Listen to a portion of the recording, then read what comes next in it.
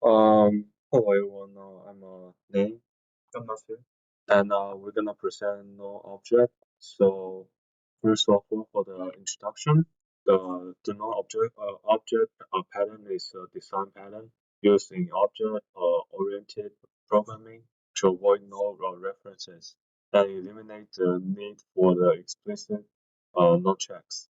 Instead of returning null when an object is absent, uh, a special node object is returned that implements the same interface as the real table um, object, but provide neutral behavior.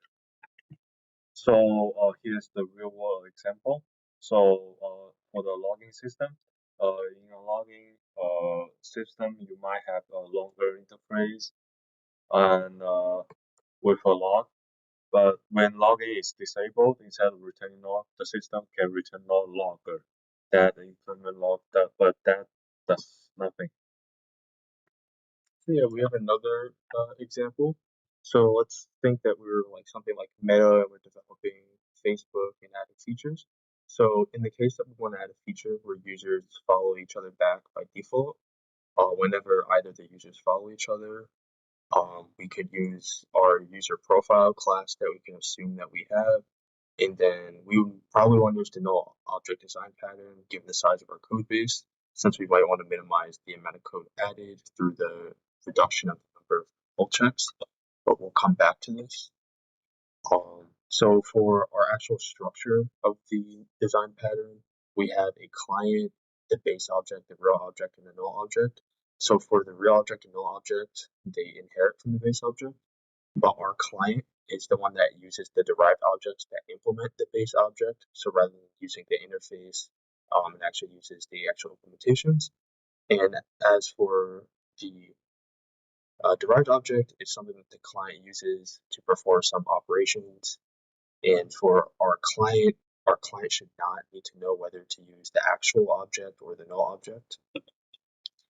So a little bit more on the base object. So the base object is just defining all the methods, attributes, the properties that some sort of type must have. So this is just an interface in some languages like something like Java. And it kind of just defines a contract that all the extensions must adhere to. So as for the real object is just an extension of the base object. This is one that actually implements the actual logic. So if we were having the following back, it would actually have the logic that retrieves stuff from the database and executes some sort of thing. Yeah, so for null object is just it can catch safely the errors and arise in a program, and that also contains no functionality but implement all methods in what for what the base object requires. And yeah, and it's also used by the client.